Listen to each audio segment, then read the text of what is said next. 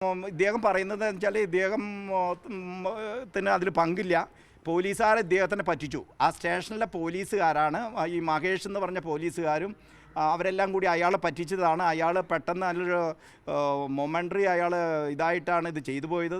അയാളുടെ ഭാഗത്ത് നിന്ന് അബദ്ധം പറ്റി. അതിന് ശേഷം വീണ്ടും ഇയാൾ പോയതിന് ശേഷം ഇരുന്ന ഒരു സർക്കിൾ ഇൻസ്പെക്ടർ ഉണ്ടായിരുന്നു, വൺ മിസ്റ്റർ അജിത്ത്. ഈ അജിത്ത് എന്നെയും മകനെയും സ്റ്റേഷനിലേക്ക് വിളിച്ച് വരുത്തി ഒരു 2 മണിക്കൂറോളം ഞങ്ങളോട് ഒരു കൺസീലേറ്ററി ടോക്ക് നടത്തി. ഒരു 2 അടിയല്ലേ 3 അടിയല്ലേ നിങ്ങളുടെ ആൾക്ക് കിട്ടിയുള്ളൂ, അവസരപ്പെട്ട അത് ക്ഷമിക്കുക, അവസരപ്പെട്ട ഒരു ബിസിനസ്സുകാരനല്ലേ, പോലീസുമായിട്ടൊക്കെ ഏറ്റുമുട്ടാൻ പോയി കഴിഞ്ഞാൽ പ്രശ്നങ്ങളിലേക്ക് ചെല്ലും, ബിസിനസ് നടത്തുന്നവർക്ക് അത് ബുദ്ധിമുട്ടാവും, അതുകൊണ്ട് അവസരപ്പെട്ട അത് ക്ഷമിച്ച് വിട്ടുകളാ.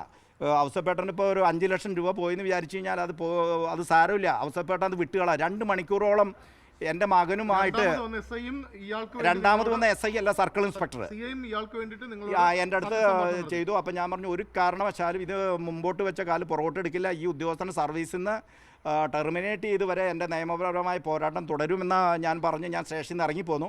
3 ദിവസം കഴിഞ്ഞിട്ട് ഇദ്ദേഹം എന്നെ ബൈപ്പാസ് ചെയ്ത് എൻ്റെ മകനെ നേരിട്ട് വിളിച്ച്, ഈ CI അജിത്ത്, ഇദ്ദേഹം SI രതീഷിന് ശേഷം വന്ന അജിത്ത് ഞങ്ങളുടെ ഹൈപ്പർ മാർക്കറ്റിൻ്റെ ഗ്രൗണ്ടിൽ വണ്ടി ഓടിച്ച് വന്ന് എൻ്റെ മകനോട് 6 മണി മുതൽ വൈകുന്നേരം 6 മണി മുതൽ 9 മണി വരെ ചർച്ച നടത്തി.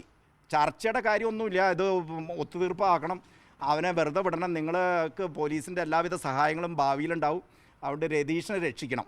ഈ ഉദ്യോഗസ്ഥൻ ചെയ്തില്ലെങ്കിൽ ഭീഷണി ഉണ്ടായിരുന്നു. അല്ല, ഭീഷണി എന്ന് പറയുന്നത് നിങ്ങൾ ബിസിനസ് നടത്തുന്നവർക്ക് പോലീസിൻ്റെ ആവശ്യം എപ്പോഴും ഉണ്ടാവും. പോലീസിനെ നിങ്ങൾക്ക് വിളിക്കുമ്പോൾ വിളിപ്പാടകലെ പോലീസ് വരുമോ, നിങ്ങളുടെ കാര്യങ്ങൾ നടത്തി തരുകയും ചെയ്യണമെങ്കിൽ നിങ്ങൾ പോലീസിനെ ഒരു കാരണവശാലും നിങ്ങൾ മുഷിപ്പിക്കരുത്, അതുകൊണ്ട് കേസ് പിൻവലിക്കണം.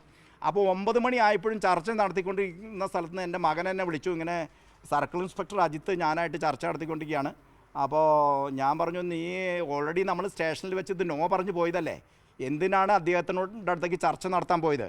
അപ്പോൾ ആൾ പറഞ്ഞ എന്താ വെച്ചാൽ എന്നെ വിളിച്ചു, നിൻ്റെ ഫാദർ വളരെ അഡമൻ്റാണ്, അപ്പോൾ നീ ചെറുപ്പക്കാരനല്ലേ, നമുക്കൊന്ന് സംസാരിക്കാമെന്ന് വിളിച്ചപ്പോൾ ഞാനൊരു സർക്കിൾ ഇൻസ്പെക്ടർ വിളിക്കില്ലേ എന്ന് വിചാരിച്ച് നമ്മുടെ ഗ്രൗണ്ടിൽ വെച്ച്, ഞങ്ങളുടെ ഗ്രൗണ്ടിൻ്റെ കിഴക്കേറ്റത്തെ ഒരു മരത്തിൻ്റെ ചോട്ടിലാണ് അദ്ദേഹം സർവീസ് സ്റ്റേഷനിലെ ജീപ്പായിട്ട് വന്ന് വീണ്ടും ഒരു 3 മണിക്കൂറോളത്തോളം പുള്ളീനെ സ്വാധീനിക്കാൻ ശ്രമിച്ചു.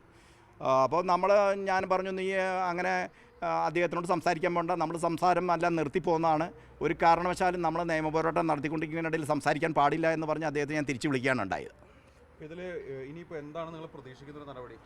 ഞാൻ ഇതിൽ CCTV ഹൈക്കോടതിയിൽ ഞാൻ CBI അന്വേഷണം ആവശ്യപ്പെട്ടുകൊണ്ടാണ് പോയത്. അതായത് ഈ കേസ് അന്വേഷണം ഒരു കാരണവശാലും നീതി കിട്ടില്ല. അപ്പോൾ എൻ്റെ പരാതിയുടെ അടിസ്ഥാനത്തിൽ PG സ്റ്റേഷനിൽ നിന്ന് മാറ്റി മണ്ണുത്തിയിൽ ആണ് സ്റ്റേഷനിൽ അന്വേഷണം നടന്നത്.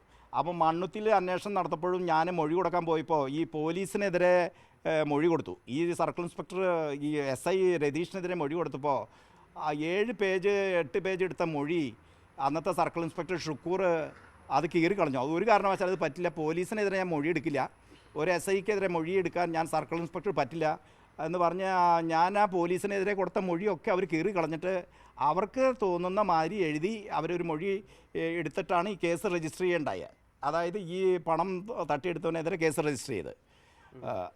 അപ്പോൾ ഇതാണ് ഇതിൽ സംഭവിച്ചിരിക്കുന്നത്. ഞങ്ങൾക്ക് നീതി കിട്ടണം.